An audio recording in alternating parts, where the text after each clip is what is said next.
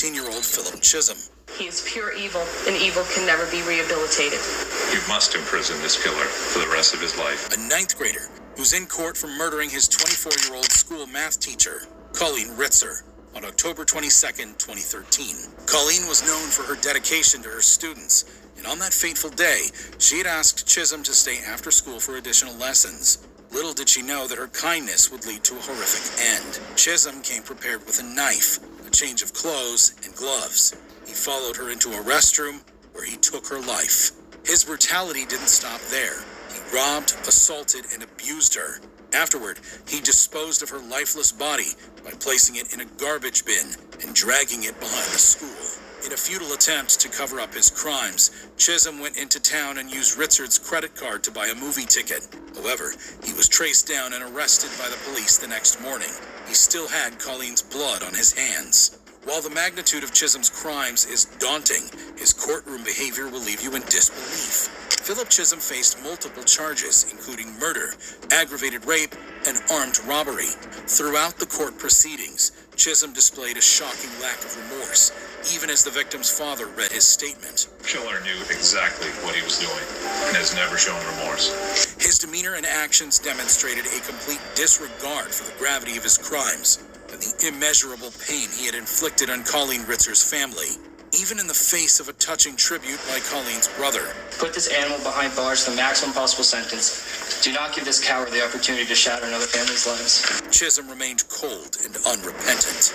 His attorneys claimed that he was mentally unstable. That didn't work.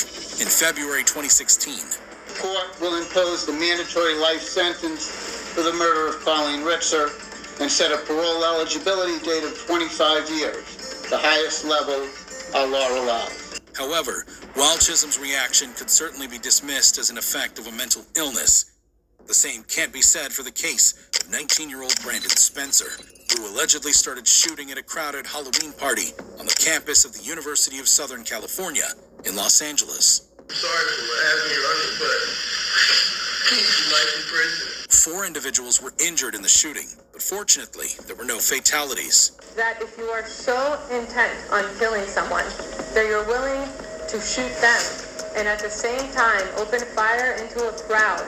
Following the shooting, Spencer was detained by the Los Angeles Police Department for questioning. A couple of days later, he was charged with 4 counts of attempted murder. The prosecution argued during the trial that the shooting was the result of an ongoing feud between Spencer and a rival gang member, noting that Spencer himself was a documented and well-known gang member. I'm not a bad person, but I made mistakes. I'm not just some gangbanger that she tried to portray me as. Despite the horrifying nature of Spencer's offenses, his actions during the trial managed to shock everyone present. Throughout the trial, Spencer maintained his innocence, but the jury disagreed. Spencer also pleaded his case. The judge sentenced Brandon Spencer to 40 years to life in prison for the 4 counts of attempted murder. When Spencer heard his sentence, this was his reaction.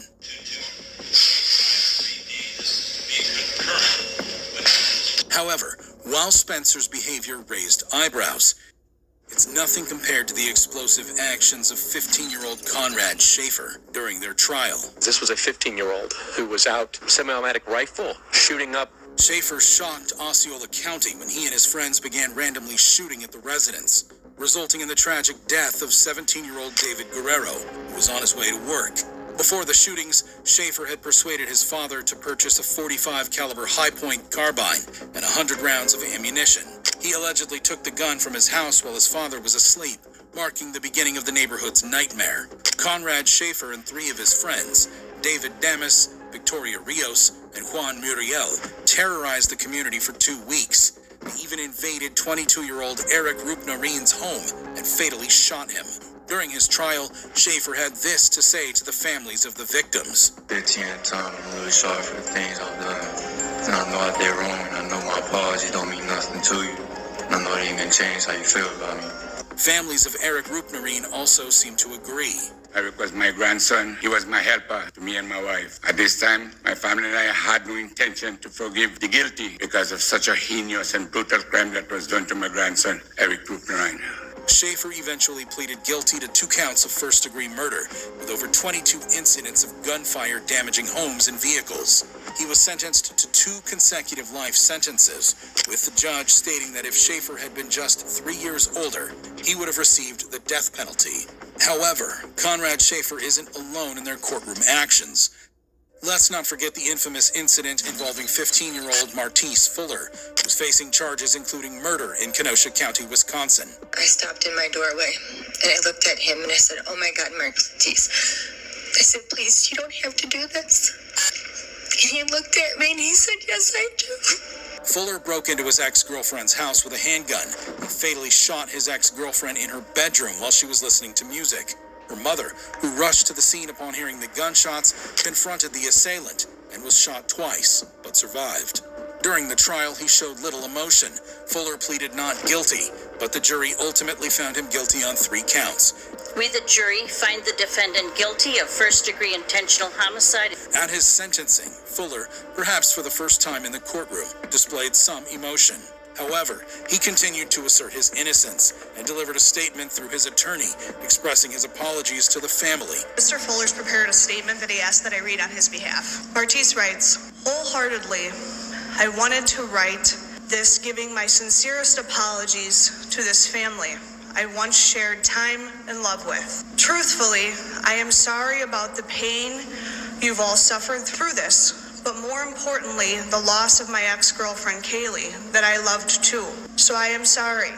Despite the hatred that is against me, I still am sorry. But I have to continue to stand innocent because I am. And I know that I've barely showed emotion throughout my time, but in all honesty, it is because it's hard to have tears left to cry knowing my mom lost a son, one of her children too. But I am sorry, and I hope you all can eventually see in your hearts and vision that I am not the person the media has made me out to be." The judge, however, wasn't convinced that Fuller could do better in the future. You are a very dangerous and a damaged human being. So in the interest of protecting the public, acknowledging the seriousness of these acts, the court orders that on count 1, you are sentenced to life in prison without eligibility for extended supervision. Despite the gravity of his sentence, Fuller appeared largely unaffected. However, as we saw Fuller's unconcern with his sentence, it brings to mind the strikingly similar response of Jennifer Mee. When I walked up, I was to the corner. I heard the first gunshot. After the first gunshot, I ran. At 15, Jennifer Mee became popular as the Hiccup Girl due to her sudden bout of uncontrollable hiccups. She even appeared on shows and events. Eventually, she was cured, and her popularity ended. But Jennifer wasn't satisfied. She needed the fame, so she and her boyfriend, Lamont Newton, and another friend, Lauren Rayford, set up a robbery with victims she had met online. The trio lured a 22-year-old man to a vacant home where they robbed and fatally shot him, taking $50 as the reward. As if Jennifer's offenses weren't enough, her demeanor in court will leave you dumbfounded. At 19 years old, she was arrested on charges of first-degree murder. During her trial, this recorded call she made to her mother while in detention was played for the jury. Hello? Hi, Mama. Hello, Jennifer. What's going on? I'm in jail. Why are you in jail? Murder in the first degree. Who'd you kill? I ain't killed nobody. It all went wrong, Mama. Who are you trying to kill, Jennifer? Nobody. It wasn't even supposed to happen like that, Mom. Jennifer was sentenced to life imprisonment without the possibility of parole. Jennifer's co-defendants, Rayford and Newton, were also sentenced to life imprisonment for their roles in the murder. However, when emotions run high in court, the actions of Jennifer Mee and Alyssa Bustamante leave us questioning sanity itself. Was her throat cut? And Alyssa said yes. And that's when the grandmother broke down and began crying. Alyssa Bustamante was a troubled 15-year-old girl who lived with her grandparents and siblings in St. Martins, Missouri. On October 21st, 2009, Bustamante lured her 9-year-old neighbor, Elizabeth Olton, into the woods behind her house. She strangled, stabbed, and slit the throat of the innocent girl, then buried her in a pre-dug grave. I just wonder what it would be like just to kill someone. See the life just drain out of someone. I wonder. She then went to a church dance as if nothing had happened. If you thought Bustamante's crimes were reprehensible, brace yourself for her shocking conduct during the proceedings. The police found Olton's body 2 days later after Bustamante confessed to the murder. She was arrested and charged with first-degree murder and armed criminal action. She pleaded guilty to a reduced charge of second-degree murder in exchange for avoiding a trial and a possible life sentence without parole. At her sentencing hearing, Bustamante apologized to Olson's family and said she regretted her actions. However, the judge was not moved by her remorse and sentenced her to life in prison with the possibility of parole after 35 years. She will be eligible for release in 2054 when she will be 60 years old. However, let's compare the jaw-dropping reaction of Bustamante to the astonishing behavior of 19-year-old Nicholas Cruz. My name is Nick, and I'm going to be the next school shooter of 2018. My goal is at least 20 people with an AR-15 and a couple tracer rounds. A gunman who carried out the deadliest high school shooting in U.S. history. Cruz killed 17 people and wounded 17 others at Marjorie Stoneman Douglas High School in Parkland, Florida, on February 14th, 2018. Oh my God! He used a semi-automatic rifle that he had legally purchased a year earlier. I came out and asked him, what are you going to do with the rifle? And the reply was, I go shooting with my friends on the weekends. I just want my own stuff. The horrifying nature of Cruz's offenses, his actions during sentencing managed to shock everyone present. Cruz was arrested and charged with 17 counts of premeditated first-degree murder and 17 counts of attempted first-degree murder. He pleaded guilty to all the charges, admitting his responsibility for the massacre. What's going on today, bro? The demons, man. Demons? Voices. Voices and demons? Where's the voices? Where the f*** am I? Holy shit. What happened? Shut up. The jury could not reach a unanimous verdict on whether to recommend the death penalty for Cruz. As a result, he was automatically sentenced to life in prison without the possibility of parole for each of the 17 murders, as required by Florida law. He was also sentenced to an additional 34 life sentences for the attempted murders. At his sentencing, Cruz attempted an apology. I am very sorry for what I did, and I have to live with it every day. And that if I were to get a second chance, I will do everything in my power to try to help others. And I am doing this for you, and I do not care if you do not believe me. And I love you, and I know you don't believe me, but I have to live with this every day. Cruz showed no remorse or empathy for his actions and instead wore a red prison jumpsuit, glasses, and a mask. He even laughed at one point during the proceedings. Cruz's lack of emotion and his escape from the death penalty outraged and disappointed many of the victims' relatives who had hoped for a different outcome. However, while it was clear that Cruz didn't care about the years he was going to spend in jail, his behavior in court was very different to that of 19-year-old Keandra Cook, a high school student who used a dating app to set up a robbery scheme with her boyfriend, Kendrick Bass. Cook lured Perry Nida, a Palm Coast man, to a secluded spot in South Daytona, where Bass and others attacked him and his friend, Emmanuel Purcell, who had accompanied him. Bass shot Purcell in the chest, but luckily he survived. However, what Cook did in the courtroom was even crazier. Cook was arrested and charged with principal to carjacking with a deadly weapon and principal to aggravated battery with a deadly weapon. Guilty of all three charges, sentence you to 20 years in state prison.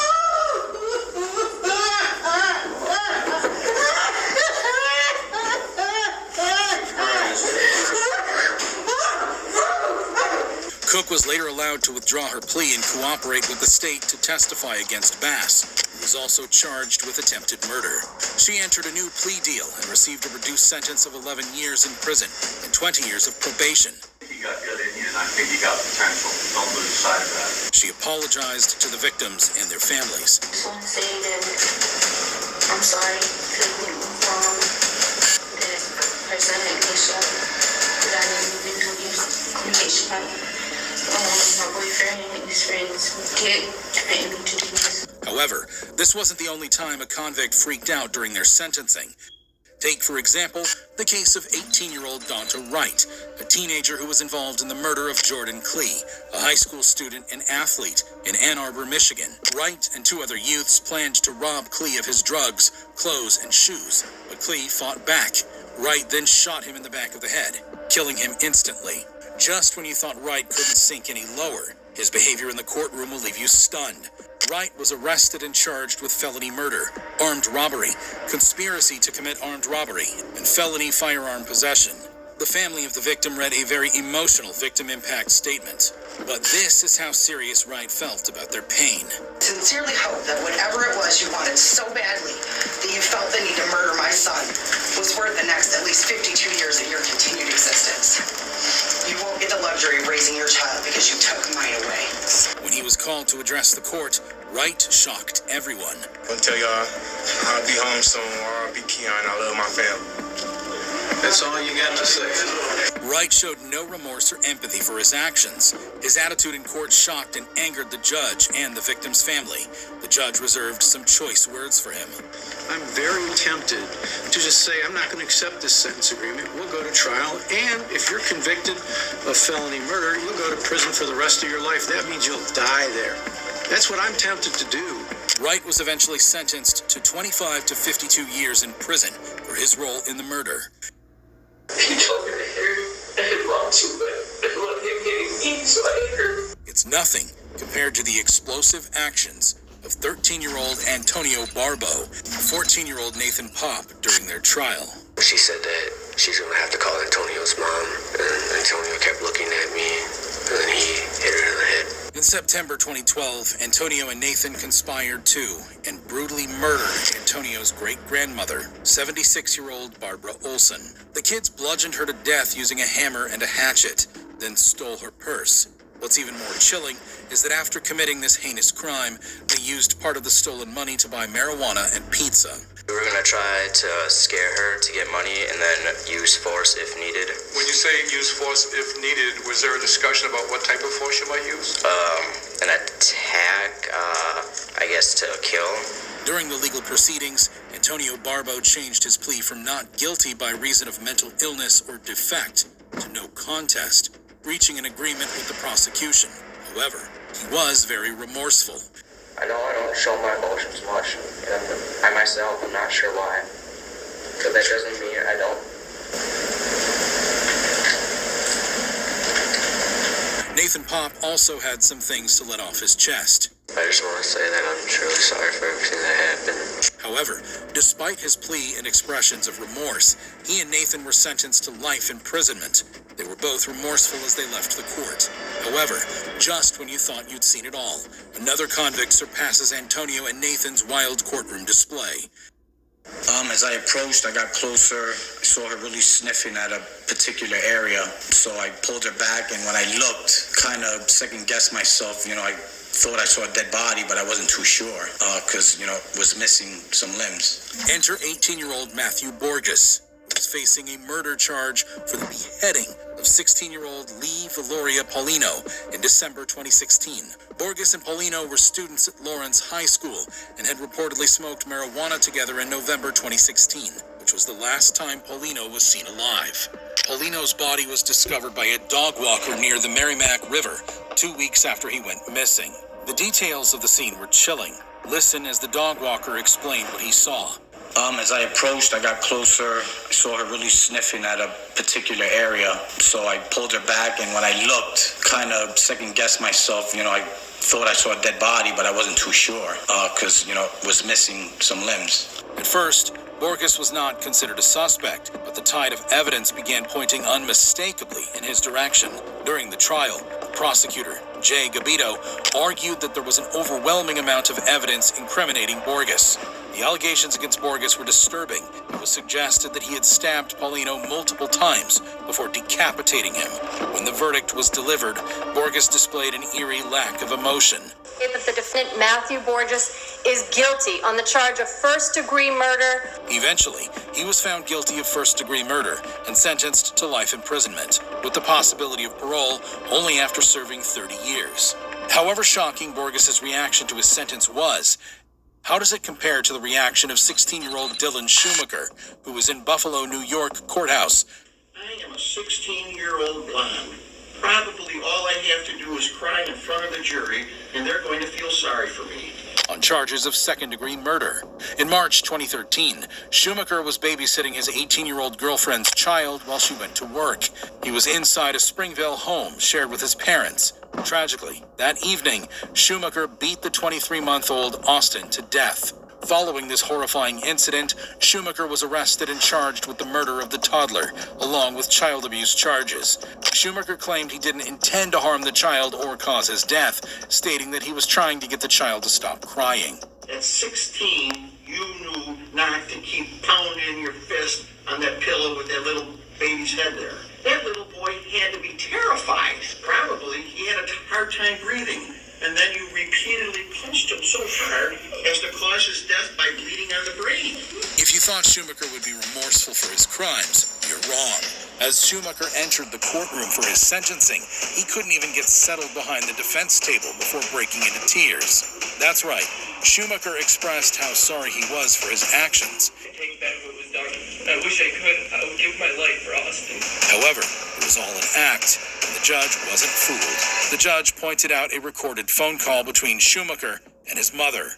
The record will show that you admitted that on July 23rd, 2013, in a phone call to your mother from the holding center, you stated, and I got a quote from the court reporter, "I am a 16-year-old blonde. Probably all I have to do is cry in front of the jury, and they're going to feel sorry for me." Despite his second attempt at an apology, Schumacher was handed the maximum punishment of 25 years to life in prison. However, this sentence was later modified to 18 years to life. However, while some may attribute Schumacher's reaction to juvenile delinquency, this is 18-year-old Shondell Jackson first. Who's facing charges of murder in the Milwaukee County Courthouse. Jackson and his friend were out to rob when they crossed paths with 21-year-old Nathan Potter, a University of Wisconsin-Milwaukee college student, heading to his apartment. The friends approached Potter, demanding money, but Potter was only a student and had no money. When Jackson realized Potter had no cash to offer, he shot him, killing him. After the murder, Jackson fled to Mississippi, but was ultimately arrested, thanks to a tip from his uncle. I don't have enough time to think about a whole lot of things now, because you just can't take nobody's life. You know, that's just wrong. As if killing someone at 18 was not outrageous enough, Jackson's actions in court were even more dramatic. During his trial, Jackson's actions in the courtroom drew attention. Here, Jackson is gesturing towards the victim's family, totally unremorseful about his actions. Jackson was quickly escorted out of the courtroom, but as he was leaving, Jackson flashed a disturbing smile toward the grieving family. Now, at his sentencing, Jackson's mother had an opportunity to address the court. When I saw it on the news, I even cried. I'm like, oh my God, I can't imagine what that mother is going through. I never had a clue that my child had anything to do with it. My son is not a monster. He is not a monster. When Jackson was given the opportunity to speak, Jackson surprised everyone. Apologize for my behaviors. Please don't take my life from me. That's right. In a last-ditch attempt to save himself, Jackson pleaded for leniency and offered an apology for his actions. Now it is time for the judge to deliver his sentence. The need to protect the community, which I also fear for with Mr. Jackson, and I am going to sentence Mr. Jackson to life imprisonment without possibility for extended supervision. I know that is something that is reserved for the most serious of cases, and Jackson was sentenced to life imprisonment without the possibility of parole. But when Jackson heard that he would be spending the rest of his life in prison, he couldn't contain his emotions.